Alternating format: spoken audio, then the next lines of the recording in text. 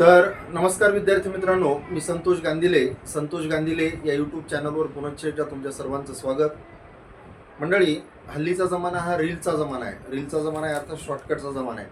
सगळ्यांना कुठलीही गोष्ट अतिशय कमी वेळामध्ये पाहिजे आहे. त्याच्यामुळं बरेचसे जण बोलत असताना सुद्धा शॉर्टकटमध्ये बोलत आहेत.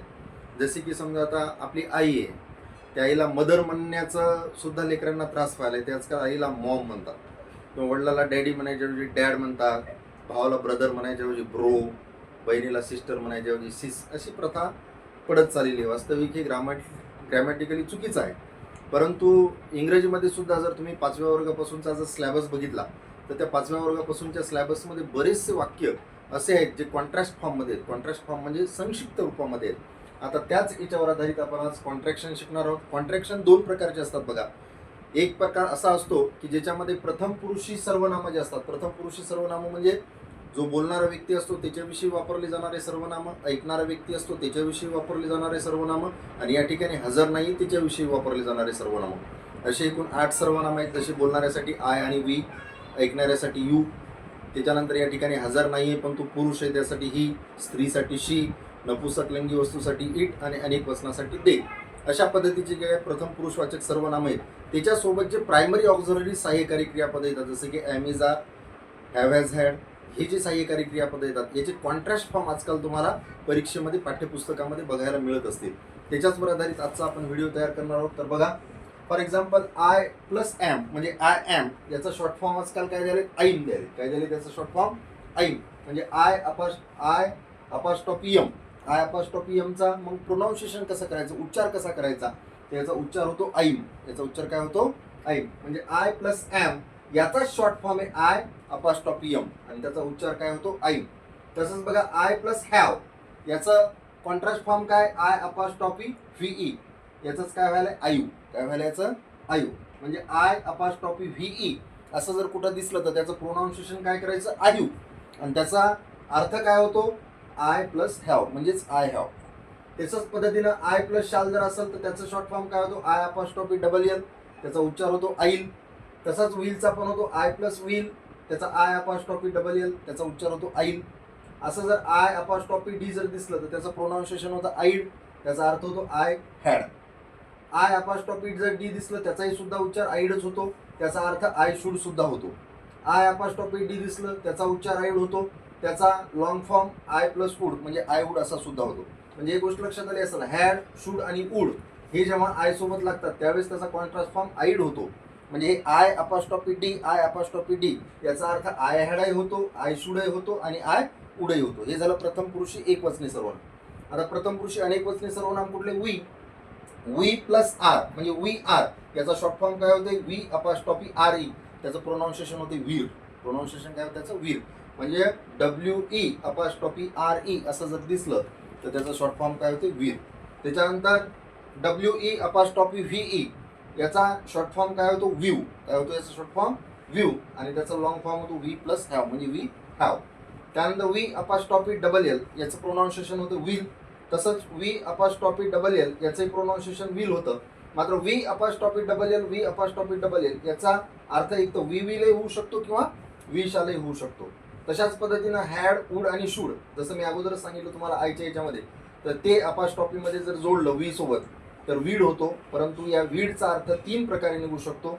या वीडचा अर्थ वी हॅडही होऊ शकतो, वी वुडही होऊ शकतो आणि वी शुडही होऊ शकतो. अशा पद्धतीनं 3 प्रकारे त्याचा अर्थ होऊ शकतो. अगदी तशाच पद्धतीने यू सोबत जर आर जोडला तर त्याचा शॉर्ट फॉर्म होतो यू अपास्ट्रॉफी आर ई, त्याचं प्रोनाऊन्सिएशन होतं यूर. यू अपास्ट्रॉफी व्ही त्याचं प्रोनाऊन्सिएशन होतं यू, परंतु त्याचा अर्थ होतो यू हॅव. त्याचा अर्थ काय होतो, यू हॅव. तशाच पद्धतीने यू अपास्ट्रॉफी डबल एल किंवा यू अपास्ट्रॉफी डबल एल असेल, उच्चार सारखाच होतो यू युड, मात्र याचं फुल फॉर्म काय होतो, एक तर यू शाल होऊ शकतं किंवा यू विल होऊ शकतं. म्हणजे दोन्हीपैकी त्याचा अर्थ काही असू शकतो. तशाच पद्धतीने you apostrophe D, you apostrophe D, you apostrophe D या तिन्हीचे प्रोनाऊन्सिएशन युड जरी असेल तरी याचा अर्थ एक तर यू हॅड असू शकतो, यू शुड असू शकतो किंवा यू वुड असू शकतो. स्थळ काळ परिस्थितीनुसार तुम्हाला त्याचा अर्थ काढायचा असतो. मात्र उच्चार करत असताना त्याचा काय करायचा, यूड करायचा. तशाच पद्धतीनं बघा, ही इज याचा शॉर्ट फॉर्म होतो ही अपास्ट्रॉफी एस, प्रोनाऊन्सिएशन होतं हिज. त्याच पद्धतीने ही हॅज जरी असेल तरी त्याचा शॉर्ट फॉर्म HE अपास्ट्रॉफी एस म्हणजेच प्रोनाऊन्सिएशन हिज होतं. म्हणजे हिज हा जर दिसलं H E apostrophe S, H E apostrophe S, तर त्याचा अर्थ एक ही इज असू शकतो किंवा ही हॅज असा सुद्धा असू शकतो. तशाच पद्धतीने H E apostrophe double L, H E apostrophe double L दोन्हीचा उच्चार हिल होतो, मात्र त्याचा अर्थ एक ही विल असू शकतो किंवा ही शाल, ते दोन्हीपैकी एक असू शकतो. म्हणजे ही प्लस विल त्याचा उच्चार तशा पद्धतीने. तर कधी कधी हिड असं जर दिसलं, एच ई म्हणजे ही अपॉस्ट्रॉफी डी, त्याचं प्रोनाऊन्सिएशन हिड होतं. एच ई अपॉस्ट्रॉफी डी याचे प्रोनाऊन्सिएशन हिड होतं. एच ई अपॉस्ट्रॉफी डी याचे प्रोनाऊन्सिएशन हिड होतं, मात्र त्याचा अर्थ एक तर ही हॅड असू शकतो, ही वूड असू शकतो किंवा ही शुड असू शकतो. अगदी तशाच पद्धतीने इट सोबत दोनच लागत असतात फक्त, एक तर इट इज किंवा इट हॅज. दोन्ही जरी असलं त्याचा शॉर्ट फॉर्म इट्स असाच होतो. म्हणजे इट्सचा अर्थ एक तर इट इज असू शकतो किंवा इट हॅज असू शकतो. तुम्हाला त्या वाक्याच्या काळानुसार किंवा त्या वाक्याच्या परिस्थितीनुसार तो अर्थ त्या ठिकाणी घ्यावा लागतो. तर शीच्या बाबतीत बघा, शी प्लस इज याचा शॉर्ट फॉर्म होतो शीज, म्हणजे S H E apostrophe S. तशाच पद्धतीने S H E plus has म्हणजे शी हॅज याचाही शॉर्ट फॉर्म शीजच होतो. म्हणजे दोन शीज दिलेले आहेत, बरोबर आहे. शीज शीज, या शीजचा अर्थ एक तर शी इज असू शकतो किंवा शी हॅज असू शकतो. अगदी त्याच पद्धतीने शीच्या समोर विल आला असेल किंवा शीच्या समोर शाल आला असेल तर त्याचा शॉर्ट फॉर्म शील होतो. शील जर असेल तर शीलचा अर्थ एक तर शी विलही असू शकतो किंवा शी शालही असू शकतो. अगदी त्याच पद्धतीनं शी हॅड असेल, शी वूड असेल किंवा शी शूड असेल, तिन्हीचाही शॉर्ट फॉर्म शीड होतो. म्हणजे S H E apostrophe D, S H E apostrophe D, S H E apostrophe D असं जर आलं तर एक तर ते शीड असं असू शकतं, म्हणजे शी हॅड असू शकतं, शी वूड असू शकतं किंवा शी वूड असंही असू शकतं. आता शेवटचं प्रोनाउन बघा, दे. देच्या समोर जर आर आलं म्हणजे दे आर असेल तर त्याचा शॉर्ट फॉर्म देर होतो. काय होतो त्याचा? देर. म्हणजे T H E Y apostrophe R E, म्हणजे देला अपॉस्ट्रॉफी आर ई लावलं की त्याचा अर्थ देर होतो. तशाच पद्धतीने टी एच ई वाय म्हणजे दे प्लस हॅव याचा शॉर्ट फॉर्म होतो देव. काय होतो? They've. T H E Y apostrophe V म्हणजे त्याचं प्रोनाऊन्सिएशन काय करायचं आपल्याला? देव करायचं. दे हॅव असं करायचं नाही, कारण शॉर्ट फॉर्म मध्ये दिलेले ते. अगदी त्याच पद्धतीने देच्या समोर शाल असेल, देच्या समोर विल असेल तर दोन्हीचा अर्थ दे अपॉस्ट्रॉफी डबल एल, दे अपॉस्ट्रॉफी डबल एल, दोन्हीचा उच्चार देव देव आपलं सॉरी देल देल अशा पद्धतीने होतो. देल आणि देल अशा पद्धतीनं जर उच्चार जर झाला असेल, देल असं जर आलं तर एक तर ते दे शाल असू शकतं किंवा दे विल असू शकतं. आणि तर शेवटचं बघा, देच्या समोर जर हॅड असेल, देच्या समोर शूड असेल किंवा देच्या समोर वूड असेल तर तिन्हीचाही शॉर्ट फॉर्म देड देड देड असा होतो. म्हणजे देड जर अशा पद्धतीनं जर दिसलं तुम्हाला T H E Y apostrophe D तर एक तर ते दे हॅड असू शकतं, ते शूड असू शकतं किंवा दे वूड असू शकतं. आणखीन सुद्धा याच्यामध्ये काय राहिलेले ते लगेच आता मी तुम्हाला सांगतो. तर आता हे जे काही प्रथम किंवा पुरुषवाचक जे काही सर्वनाम होते त्याच्यासोबत सहाय्यकारी क्रियापद आल्यानंतर आपण शॉर्टकट आपण सगळे बघितले. जसे की प्रथम पुरुषासाठी आय आणि वी, द्वितीय पुरुषासाठी यू आणि तृतीय पुरुषासाठी ही शी इट आणि दे याच्यासोबत जर सहाय्यकारी क्रियापद आले तर शॉर्टकट कसे. आता याला काही अपवाद सुद्धा आहेत. फॉर एक्झाम्पल हिअर, हिअर सोबत जर ई झालं तर त्याचा शॉर्ट फॉर्म होतो H E R E apostrophe S आणि त्याचं प्रोनाऊन्सिएशन होते हिअर्स. तसंच दॅट सोबत जर इट आलं तर त्याचा शॉर्ट फॉर्म होतो दॅट्स. काय होतं त्याचा शॉर्ट फॉर्म? दॅट्स. म्हणजे दॅटचा अर्थ काय होतो? That is. तशाच पद्धतीने व्हॉट प्लस इज, आजकाल तुम्हाला प्रश्न जर विचारत असताना डायरेक्ट विचारले what's your name. What's your name म्हणजे याचाच अर्थ होतो व्हॉट इज युअर नेम. व्हॉट्सचा जो काही शॉर्ट फॉर्म वापरलेला आहे त्याचंच पूर्ण काय होतं? व्हॉट इज आणि त्याचं प्रोनाऊन्सिएशन काय करायचं? व्हॉट्स. तसं हू सोबत जर ई झालं तर त्याचा कॉन्स्ट्रक्ट फॉर्म होतो हुच. काय होतं त्याचा कॉन्स्ट्रक्ट फॉर्म? हुच. व्हेअर सोबत जर ई झालं तर व्हेअर अपॉस्ट्रॉफी एस म्हणजे व्हेअर्स. काय म्हणतात त्याला? व्हेअर्स. व्हेअरचा अर्थ काय होतो? Where is. हाऊस सोबत जर ई झालं त्याचा शॉर्ट फॉर्म जर किंवा कॉन्ट्रास्ट फॉर्म जर करायचा तर H O W apostrophe S त्याला काय म्हणायचं? हाऊस. काय म्हणायचं त्याला? हाऊस. अगदी एव्हरीवन सोबत जर आलं E V E R Y O N E apostrophe S त्याला म्हणायचं एव्हरीवन्स. एव्हरीवन्स म्हणजे एव्हरीवन इज. आणि त्याच्यानंतर देअर इज जर आला असेल तर T H E R E apostrophe S याला म्हणायचं देअर्स. काय म्हणायचं याला? देअर्स. आणि लेटस सोबत जर आला असेल तर याला म्हणायचं लेट्स. जसं की आपण म्हणतो लेट्स प्ले. लेट्स प्ले म्हणजे चला खेळूया अशा पद्धतीने. आता हे झाले सगळे सर्वनामासोबतचे. आता इंग्रजीमध्ये जे काही 24 सहाय्यकारी क्रियापद येतं त्याच्यासोबत सुद्धा नकार येत असतात. आणि त्या 24 सहाय्यकारी क्रियापदासोबत जर नकार आले तर नेमकं तसं कसं करायचं हे मी तुम्हाला क्वेश्चन टॅगच्या व्हिडिओमध्ये सांगितलेले, तुम्ही त्याच्यामध्ये डिटेल बघू शकता. पण तरी सुद्धा या ठिकाणी सांगतो. फॉर एक्झाम्पल आर आहे, are plus not is equal to होते आरण. काय होते? आरण. त्याच्यानंतर was plus not is equal to होते वॉजंट. म्हणजे एकूण जे काही 24 सहाय्यकारी क्रियापद येतं त्याला सरळ सरळ नॉट जर आपण जर त्याच्यामध्ये जर मिळवलं आणि त्याचा जर शॉर्ट फॉर्म करायचा जर असला तर अशा पद्धतीने एन अपॉस्ट्रॉफी टी करत असतात. वॉच वॉजंट,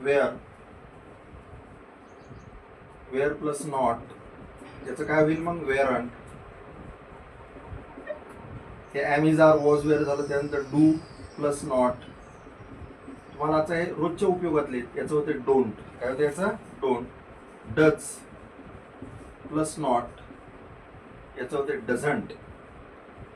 म्हणजे हे उच्चार आपल्याला आले पाहिजेत कारण हल्ली पाठ्यपुस्तकामध्ये असेच विचारत आहेत.